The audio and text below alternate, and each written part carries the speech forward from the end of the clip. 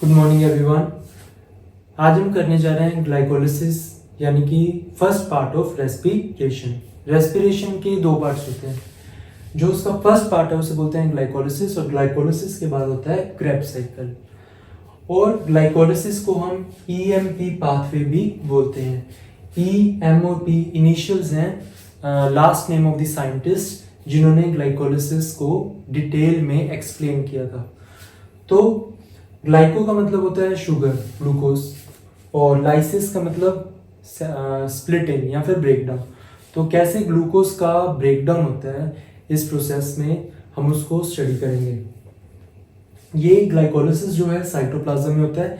इसके लिए जो भी एंजाइम्स रिक्वायर्ड हैं इस प्रोसेस के लिए वो सारी की सारी साइटोप्लाज्म में प्रेजेंट है। सोर्स ग्लूकोज का क्या होएगा प्लांट में या तो ग्लूकोज पॉलीमर जो कि है स्टार्च, उसके ब्रेकडाउन से ग्लूकोज बन जाएगा, या सुक्रोज एक डाइसैकेराइड है, वो ग्लूकोज और फ्रक्टोज से बना हुआ है। और सुक्रोज के ऊपर जब इन्वर्टेज एंजाइम एक्ट करती है तब वो कन्वर्ट हो जाता है ग्लूकोज और फ्रक्टोज में।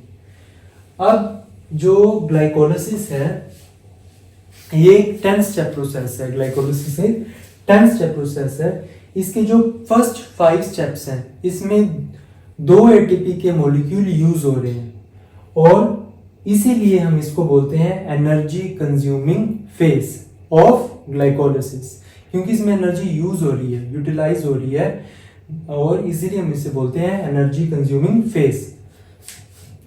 और जो नेक्स्ट 5 स्टेप्स हैं उसमें 4 एटीपी मॉलिक्यूल्स बनते हैं और 2 NADPH2 मॉलिक्यूल्स। फोटोसिंथेसिस में NADPH2 था, यहां पर है NADH2। NADH को हम NADH प्लस H पॉजिटिव भी लिख सकते हैं। जो 4 ATP मॉलिक्यूल्स और 2 NADH2 मॉलिक्यूल्स, जो NADH मॉलिक्यूल्स हैं वो भी एक हाई एनर्जी मॉलिक्यूल्स हैं। एक NADH से 3 ATP बनते हैं। वो कैसे बनेंगे वो हम जब ETS करेंगे रेस्पिरेशन में तब हमें समझ आ जाएगा। लेकिन फिलहाल इसमें 4 ATP मॉलिक्यूल्स और 2 NADH2 मॉलिक्यूल्स बनते हैं, इसीलिए इसे बोलते हैं पे ऑफ फेज। क्योंकि यहाँ पर एनर्जी बन रही है इसीलिए हम इसे क्या बोल रहे हैं, पे ऑफ फेज। तो जो ग्लाइकोलिसिस पूरा स्टेप है इसमें हम एक ग्लूकोज मॉलिक्यूल से स्टार्ट करते हैं। ग्लूकोज में होते हैं 6 कार्बन्स, और जो हमारा लास्ट में 10th स्टेप के बाद जो हमारे पास प्रोडक्ट बनता है वो बनता है पायरुविक एसिड, या फिर हम इसे पायरुवेट भी बोल देते हैं। पायरुविक एसिड और पायरुवेट जो कि 3 कार्बन कंपाउंड है, इसके 2 मॉलिक्यूल्स हमारे पास बन जाएंगे। तो हम एक ग्लूकोज मॉलिक्यूल से हमने 2 पायरुविक एसिड के मॉलिक्यूल्स बना लिए at the end of glycolysis. और ग्लाइकोलिसिस जो है ये एरोबिक रेस्पिरेशन में भी होता है और एनारोबिक रेस्पिरेशन में भी। दोनों का ही एक कॉमन पाथवे है, एरोबिक रेस्पिरेशन का भी और एनारोबिक रेस्पिरेशन का भी। अब हम इसको डिटेल में पढ़ेंगे। तो इसमें बेसिकली क्या होता है कि ग्लूकोज एक 6 कार्बन कंपाउंड है, यानी कि हेक्सोस मॉलिक्यूल है। तो हम हेक्सोस मॉलिक्यूल में ये इतना रिएक्टिव नहीं होता, तो इसमें फॉस्फेट ऐड करके हम इसे रिएक्टिव बना देते हैं। जब हमारे पास बिसफॉस्फेट हेक्सोस मॉलिक्यूल बन जाएगा, डाइफॉस्फेट हेक्सोस मॉलिक्यूल बना लेंगे हम इससे, तो वो एक रिएक्टिव मॉलिक्यूल बन जाएगा। फिर हम उसमें से उसका ब्रेकडाउन कर देंगे और हमारे पास 3 कार्बन के 2 कंपाउंड्स बन जाएंगे। तो उसके बारे में हम अब सब डिटेल में पढ़ेंगे।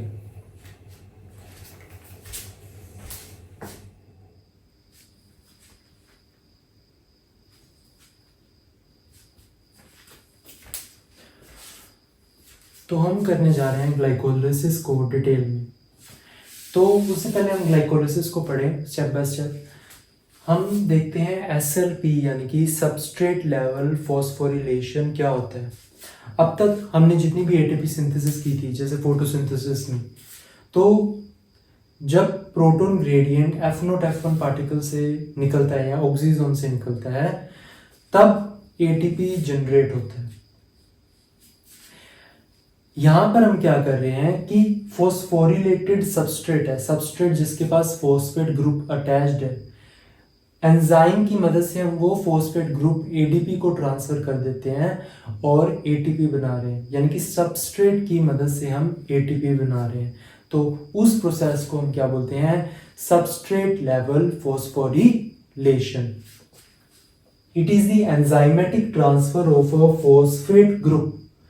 एंजाइमेटिक ट्रांसफर है फॉस्फेट ग्रुप का from an organic molecule that is substrate to ADP to form ATP.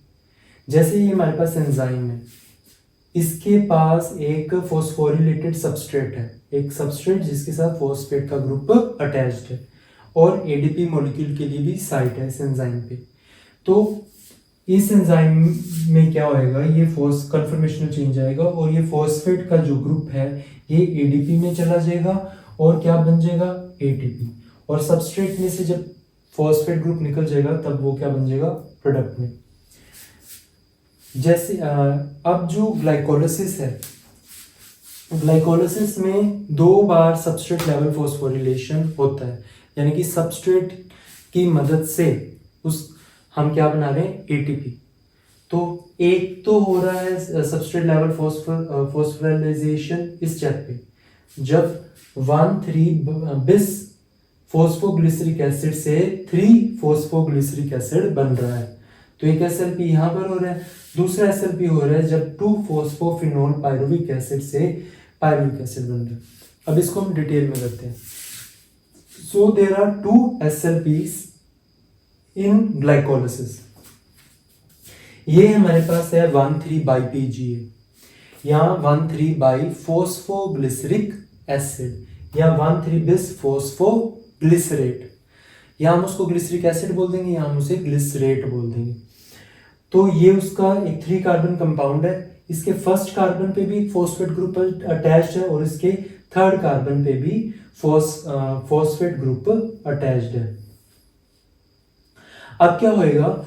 ट्रांसफॉस्फोरिलेस enzyme की मदद से इसका जो फर्स्ट ग्रुप पे का फॉस्फेट ग्रुप है इसको ट्रांसफर कर दिया जाएगा एडीपी को। जो इसके फर्स्ट कार्बन पे फॉस्फेट ग्रुप अटैच्ड है उसको ट्रांसफर कर दिया जाएगा एडीपी के पास, और एडीपी और ये फॉस्फेट मिलके क्या बना लेंगे? एटीपी। और ये ट्रांसफॉस्फोरिलेस एंजाइम की मदद से हो रहा है, और हमारे पास क्या बन जाएगा? 3-फॉस्फोग्लिसरिक एसिड या फिर 3-फॉस्फोग्लिसरेट। अभी थर्ड कार्बन पे इसके फॉस्फेट ग्रुप रह जाएगा। फर्स्ट वाला तो हमने फॉस्फेट ग्रुप एडीपी के साथ ज्वाइन करवा के एटीपी बनवा दिया। तो ये सबस्ट्रेट की मदद से एटीपी फॉर्मेशन हो रहा है, इसे हम बोलते हैं सबस्ट्रेट लेवल फॉस्फोरिलेशन। दूसरी बार जब ग्लाइकोलिसिस में SLP हो रहा है तब होता है जब 2-फॉस्फोफिनोल पायरुविक एसिड से पायरुविक एसिड बनता है, पायरुविक एसिड या फिर पायरुवेट। तो 2-फॉस्फोफिनोल पायरुवेट भी एक 3 कार्बन कंपाउंड है। इसका जो सेकंड कार्बन है उसके ऊपर होता है फॉस्फेट ग्रुप।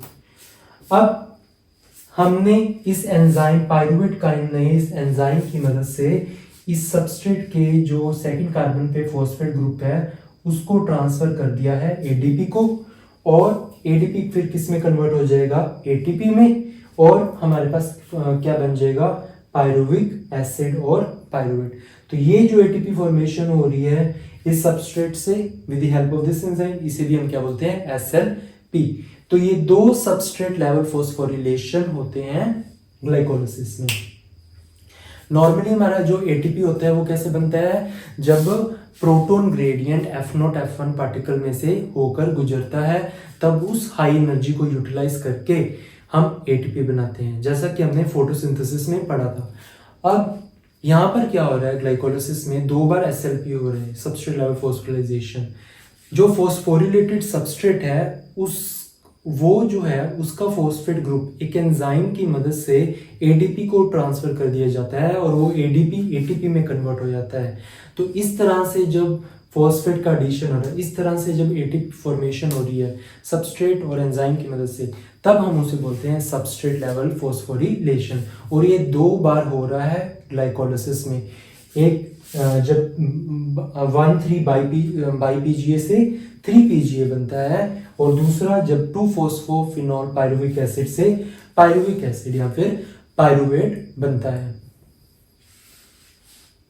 अब हम इसको डिटेल में स्टेप बाय स्टेप करेंगे।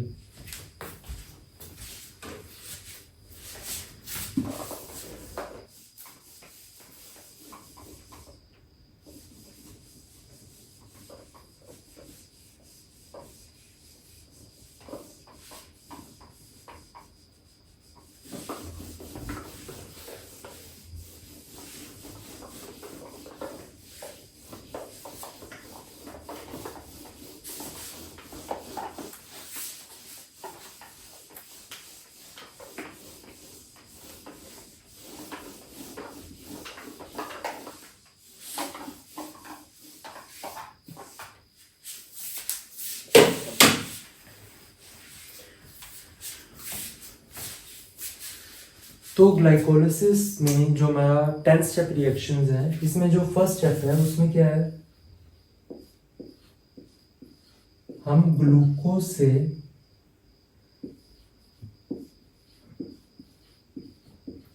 ग्लूकोज 6 फॉस्फेट बनाते हैं। जब हम ग्लूकोज से ग्लूकोज 6 फॉस्फेट बना रहे हैं तो ये काइनेस एंजाइम की मदद से ये स्टेप होता है, और ये वाला जो स्टेप है ये इरिवर्सिबल है। ये वाला स्टेप क्या है, इरिवर्सिबल। इसमें हम एक फॉस्फेट ग्रुप ऐड कर रहे हैं, तो एक एटीपी इस स्टेप में यूटिलाइज होएगा। एटीपी कन्वर्ट हो जाएगा एडीपी में, और एंजाइम इसके लिए जो हमें चाहिए उसे हम बोलते हैं हेक्सोस वर्ड से ये हेक्सो वर्ड ओरिजिनेट हुआ है। हेक्सोस यानी कि 6 कार्बन कंपाउंड, तो हेक्सोकाइनेस। इसको हम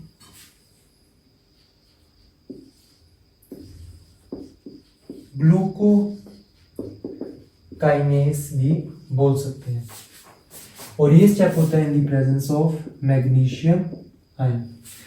काइनेस एंजाइम की मदद से हम एटीपी से क्या बन रहा है, एडीपी, और ये वाला जो फॉस्फेट है वो कहाँ पर अटैच हो रहा है, ग्लूकोज में, और बन रहा है ग्लूकोज 6 फॉस्फेट। ग्लूकोज के 6 कार्बन पे ये फॉस्फेट ग्रुप अटैच हो रहा है। जब भी काइनेस एंजाइम आएगी तो वो मैग्नीशियम आयन की प्रेजेंस में अपना काम इफेक्टिवली करती है। अब हम क्या कर रहे हैं, ग्लूकोज 6 फॉस्फेट से इसका आइसोमर में कन्वर्ट करेंगे। फ्रक्टोज और ग्लूकोज आपस में एक दूसरे के क्या है, आइसोमर्स। तो ये कन्वर्ट हो जाएगा फ्रक्टोज 6 फॉस्फेट में with the help of enzyme. ये रिवर्सिबल स्टेप है। With the help of enzyme isomerase, with the help of enzyme isomerase. तो हमारा ये फर्स्ट स्टेप हो गया। Second step, third step. अब जो फ्रक्टोज 6 फॉस्फेट है, हम इसमें एक और फॉस्फेट ग्रुप अटैच कर देंगे, और ये वाला स्टेप भी क्या है, इरिवर्सिबल। हम एटीपी किसमें कन्वर्ट हो जाएगी, एडीपी में, in the presence of magnesium ion. Phospho enzyme का नाम है फॉस्फो फ्रक्टोज काइनेस, और ये कन्वर्ट हो जाएगा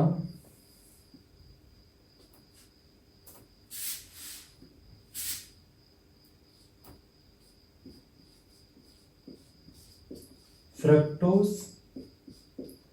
1,6 बिस फॉस्फेट, और ये भी क्या हमारे पास एक 6 कार्बन कंपाउंड।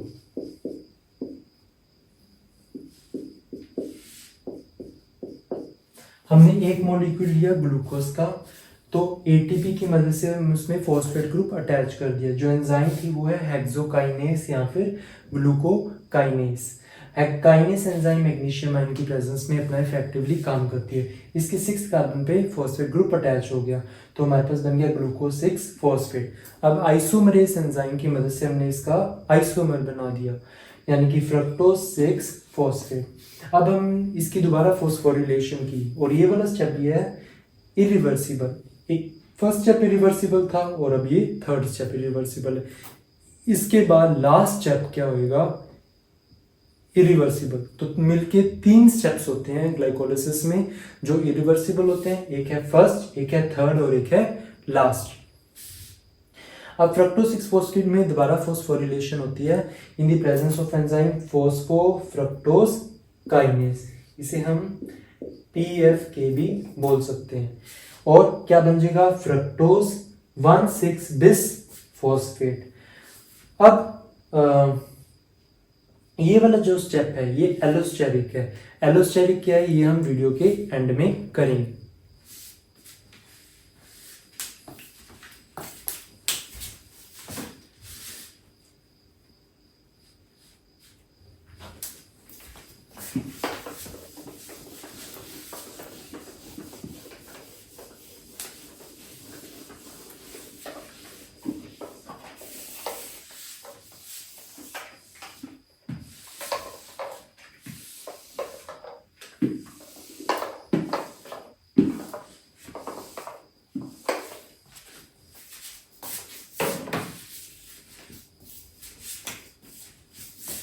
अब हम पहुंच गए थे फ्रक्टोज 1,6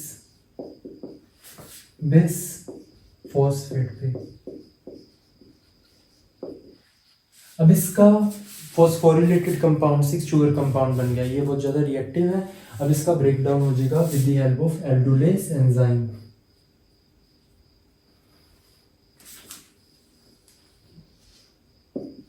ये एक 6 कार्बन कंपाउंड है और हमारे पास इसका एक मॉलिक्यूल है।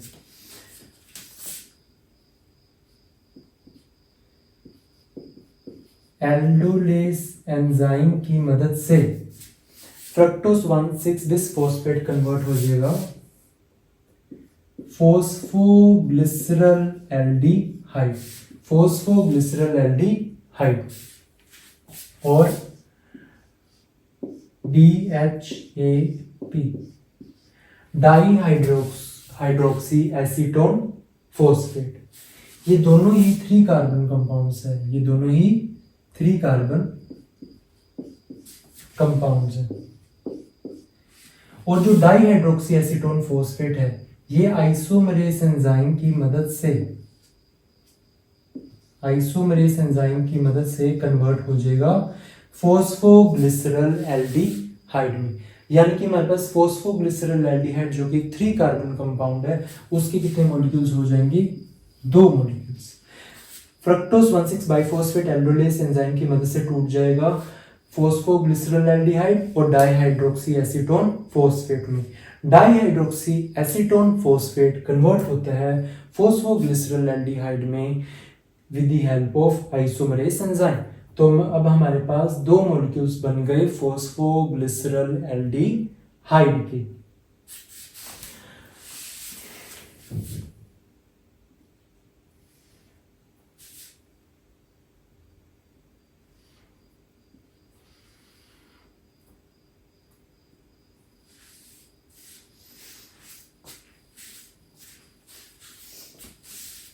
अब हम इसकी कर रहे हैं ऑक्सीडेशन।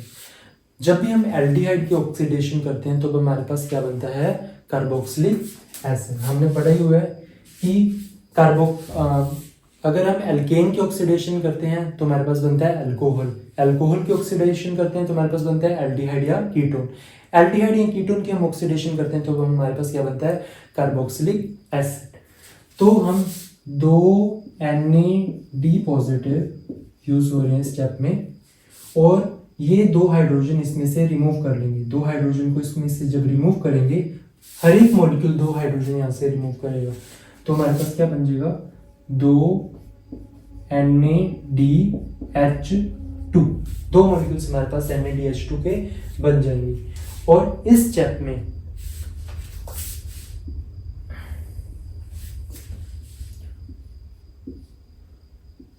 2 इनऑर्गेनिक फॉस्फेट ऐड भी हो रहे हैं और इस स्टेप में 2 वाटर मॉलिक्यूल्स भी ऐड हो रहे हैं और ये स्टेप होता है with the help of dehydrogenase enzyme, क्योंकि हाइड्रोजन रिमूव हो रहे हैं, NAD उसको रिमूव कर रहा है, इसीलिए यहाँ पर जो एंजाइम है उसका नाम क्या है, डिहाइड्रोजिनेस एंजाइम। क्योंकि अब एल्डिहाइड की ऑक्सीडेशन हुई है तो हमारे पास क्या बनेगा, ग्लिसरिक एसिड। अब यहाँ पर फॉस्फोग्लिसरॉल्डिहाइड के थर्ड कार्बन पे एक फॉस्फेट ग्रुप अटैच था।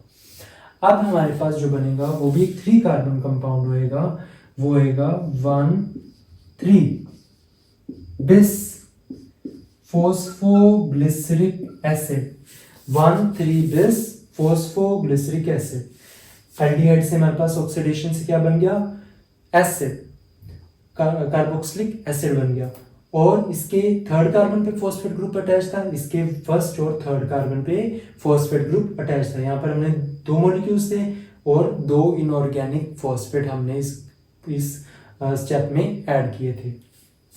अब हमारे पास बन गया 1,3 बिस फॉस्फोग्लिसरेट या फिर 1,3 बिस फॉस्फोग्लिसरिक एसिड।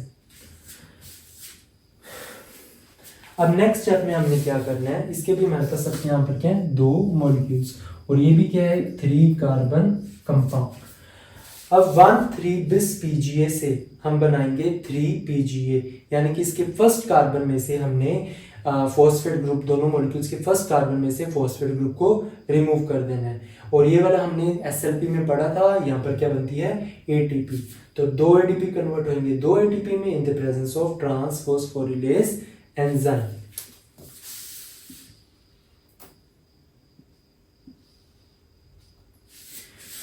तो इस स्टेप में क्या होगा, 2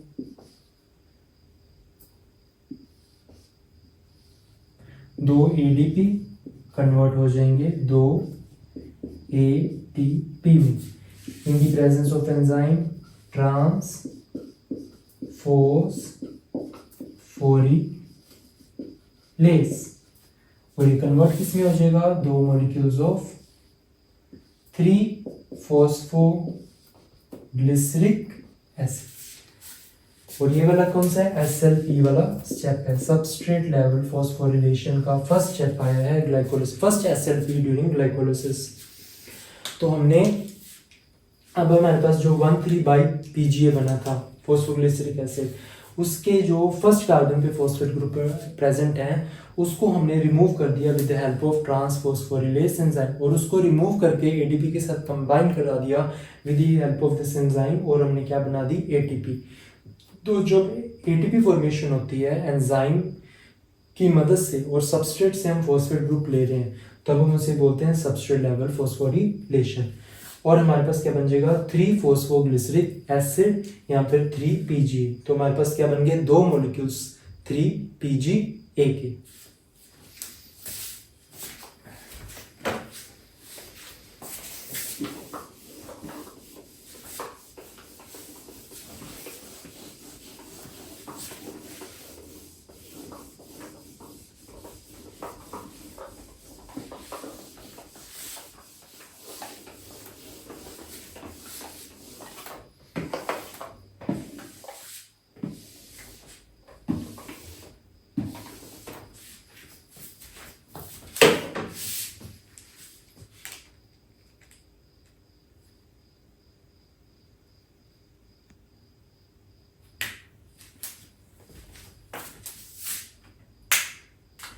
अब नेक्स्ट स्टेप में क्या होएगा, 3 फॉस्फोग्लिसरेट या 3 फॉस्फोग्लिसरिक एसिड, इसके पास हमारे पास क्या है, 2 मॉलिक्यूल्स और ये क्या है, 3 कार्बन कंपाउंड।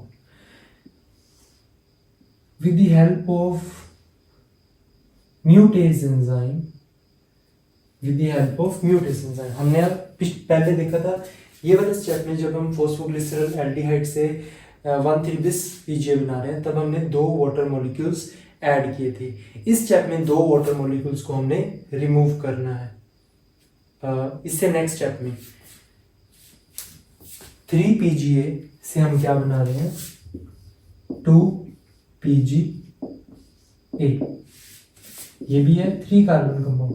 हम फॉस्फेट ग्रुप को 3rd कार्बन से उठा के 2nd कार्बन पे लेकर जा रहे हैं और ये होता है with the help of enzyme म्यूटेज।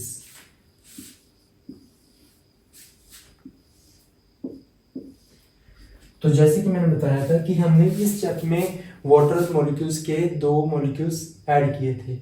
अब जब हम 2PGA से 2-फॉस्फोफिनोल पायरुविक एसिड बनाएंगे, जब हम 2PGA से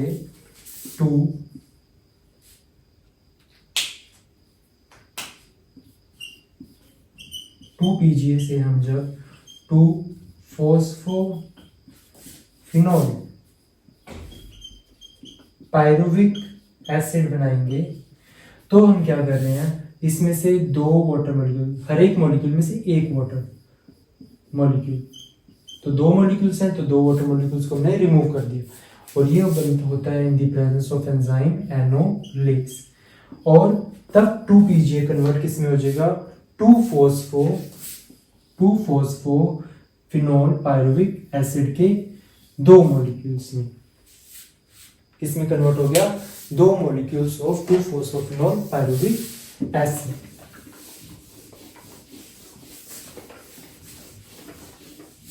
अब हम आगे हमारे लास्ट स्टेप ऑफ ग्लाइकोलाइसिस पे।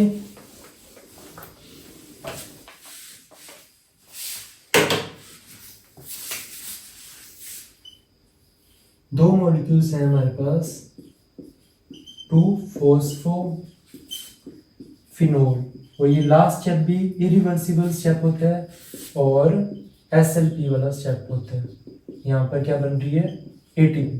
तो 2-फॉस्फोफिनोल पायरुविक एसिड कन्वर्ट हो जाएंगे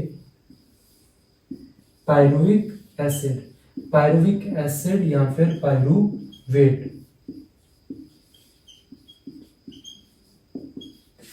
इसमें भी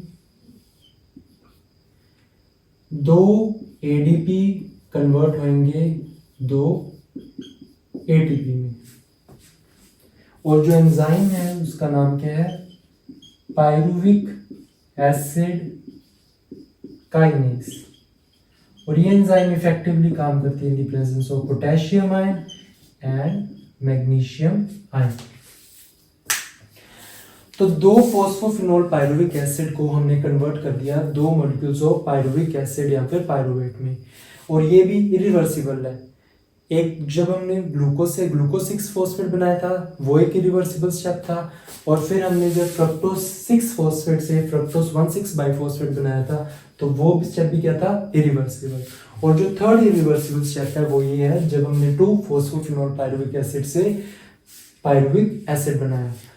तो तीनों ही स्टेप्स में काइनेज एंजाइम थी। यहाँ पर भी एक्सोकाइनेज, यहाँ पर भी फॉस्फोफ्रक्टोज काइनेज, और यहाँ पर भी है पायरुविक एसिड काइनेज।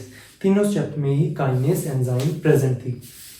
अब ये जो एंजाइम है ये सबस्ट्रेट का 2nd कार्बन पे जो फॉस्फेट ग्रुप अटैच्ड है उसको उठा के ADP के साथ ज्वाइन करवा देगी और ATP की फॉर्मेशन होगी, यानी कि SLP हो रही है, सबस्ट्रेट लेवल फॉस्फोरिलेशन। तो ये था हमारा लास्ट स्टेप ग्लाइकोलाइसिस का।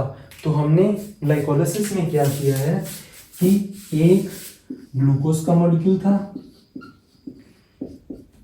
और हमने ATP जो यूज किए हैं वो कितने थे, 2 ATP, और 4 ATP बने हैं ADP, 4 ADP को यूज करके, और 2 NAD पॉजिटिव यूज हुए हैं, इनकी रिडक्शन हुई with the help of enzymes जो भी साइटोप्लाज्म में प्रेजेंट है। हमने किसमें कन्वर्ट कर दिया, एक ग्लूकोज मॉलिक्यूल को 2 मॉलिक्यूल्स पायरुविक एसिड, 2 ATP जो यूज हुए हैं वो किसमें कन्वर्ट हो जाएंगे, 2 मॉलिक्यूल्स ADP में, और जो 4 ATP बने हैं, 2 इस SLP पे बन रहे हैं ATP, 2 इस SLP पे ATP बने हैं। तो टोटल कितने ATP बने हैं, 4 ATP, और 2 इस स्टेप पे NAD को यूज करके NADH2 बने हैं। तो 2 मॉलिक्यूल्स NAD H2 की इस स्टेप पे बने। तो ये हमारी एक ओवरऑल रिएक्शन है ग्लाइकोलिसिस के लिए।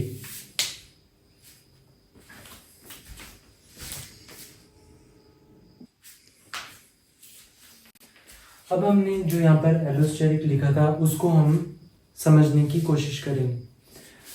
तो ये एक नॉर्मल एंजाइम है और ये एक सबस्ट्रेट है।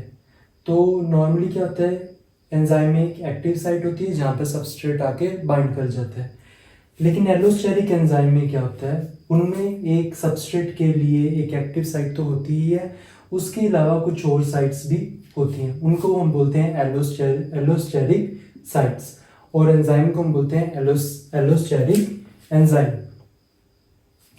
तो एलोस्टेरिक जो साइट्स हैं वहां पर मतलब भी इनहिबिटर आके अगर लग जाएंगे तो वो इस तरह से कन्फर्मेशनल चेंज कर देंगे एंजाइम में कि एंजाइम की सबस्ट्रेट की तरफ अफिनिटी कम हो जाए। और अगर एक्टिवेटर आके इन एलोस्टेरिक साइट पे बाइंड करेंगे तो वो एंजाइम में इस तरह से कन्फर्मेशनल चेंज करेंगे कि एंजाइम की सबस्ट्रेट की तरफ अफिनिटी बढ़ जाए। तो ये मतलब भी रिएक्शन को फॉरवर्ड भी पुश कर सकते हैं और बैकवर्ड भी। अगर एक्टिवेटर बाइंड करेगा तो सबस्ट्रेट की अफिनिटी बढ़ेगी तो फॉरवर्ड रेट बढ़ जाएगा। अगर इनहिबिटर बाइंड करेगा तो अफिनिटी सबस्ट्रेट की कम हो जाएगी, तो ये रिएक्शन को स्लो डाउन कर देगा। अब इस यहाँ पर फॉस्फोफ्रक्टोकाइनेज ये एलोस्टेरिक स्टेप है, क्योंकि जो फॉस्फोफ्रक्टोकाइनेज को हमने पीएफके की फॉर्म में लिखा है, ये एक्टिवेट होती है एंजाइम बाय एएमपी या एडीपी और इनहिबिट होती है बाय एटीपी। अब ये वाला जो स्टेप है इसमें एटीपी यूज होकर एडीपी बन रहा है फॉस्फोफ्रक्टोकाइनेज वाले स्टेप पे। तो मान लो कि हमारे पास ग्लाइकोलिसिस हो गई, यानी कि रेस्पिरेशन का हमारा जो प्रोसेस हो रहा है, अल्टीमेटली हमारे पास एनर्जी बन रही है। अब हमारे पास ऑलरेडी ही बहुत सारी एनर्जी है, सेल के पास ऑलरेडी ही बहुत सारी एनर्जी है, तो ग्लाइकोलिसिस को हमें स्लो डाउन करना पड़ेगा। अभी तुम धीरे हो चलो, क्योंकि हमारे पास ऑलरेडी एनर्जी ज़्यादा है। अगर एनर्जी कम है, लो है सेल, मतलब ये हमारे पास अगर सेल लो इन एनर्जी है, तो हमें ग्लाइकोलिसिस को पीएफके को एक्टिवेट करना पड़ेगा ताकि वो फास्ट कर दे इस पूरे प्रोसेस को और एनर्जी बने। तो if cell is low in energy, अगर सेल के पास क्या है, लो है एनर्जी पे, यानी कि एडीपी और एएमपी की कंसंट्रेशन होगी ज्यादा, एटीपी की कंसंट्रेशन क्या होगी, कम। तो ये है लो ऑन एनर्जी का मतलब एडीपी और एएमपी की कंसंट्रेशन ज्यादा होना और एटीपी की कम होना। तब क्या होगा, एएमपी बाइंड करेगा एलोस्टेरिक साइट ऑफ पीएफके एंजाइम। तो ये एलोस्टेरिक साइट ऑफ पीएफके एंजाइम के साथ बाइंड करेगा। जैसे ही ये उसके साथ बाइंड करेगा तो ये उसको एक्टिवेट कर देगा। इस तरह से एक्टिवेट करेगा, वो इस तरह से उसमें एंजाइम में शेप में कन्फर्मेशनल चेंज इस तरह से लेकर आएगा कि एंजाइम की अफिनिटी जो है वो सबस्ट्रेट के लिए बढ़ जाएगी। अब एंजाइम की अफिनिटी सबस्ट्रेट के लिए बढ़ जाएगी तो उससे क्या आएगा, जो हमारा जो रेट है रिएक्शन का वो बढ़ जाएगा, वो फास्ट एंड अप हो जाएगा। और वाइस वर्सा, अगर सेल हाई ऑन एनर्जी है, यानी कि एटीपी बहुत ज़्यादा है, अब एटीपी बहुत ज़्यादा है हमें और एटीपी प्रोडक्शन कम करनी है, इसका मतलब हमारे पास ऑलरेडी काफ़ी एटीपी है, तब अब जो एटीपी है वो इसकी एलोस्टेरिक साइट के साथ बाइंड करेगा। अब जब ये बाइंड करेगा तो ATP as a inhibitor act करेगा और इस तरह से कन्फर्मेशनल चेंज करेगा पीएफ के एंजाइम में कि उसकी अफिनिटी सबस्ट्रेट के लिए क्या हो जाए, कम। अब जब एंजाइम की पीएफ की अफिनिटी सबस्ट्रेट के लिए कम हो जाएगी, तब जो ये प्रोसेस है ये क्या हो जाएगा, स्लो डाउन हो जाएगा।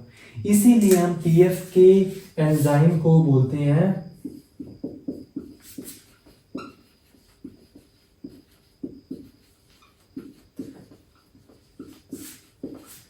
Pace maker of glycolysis. इसे हम क्या बोलते हैं, पेस मेकर ऑफ ग्लाइकोलिसिस, क्योंकि ये रेट तय कर रहा है।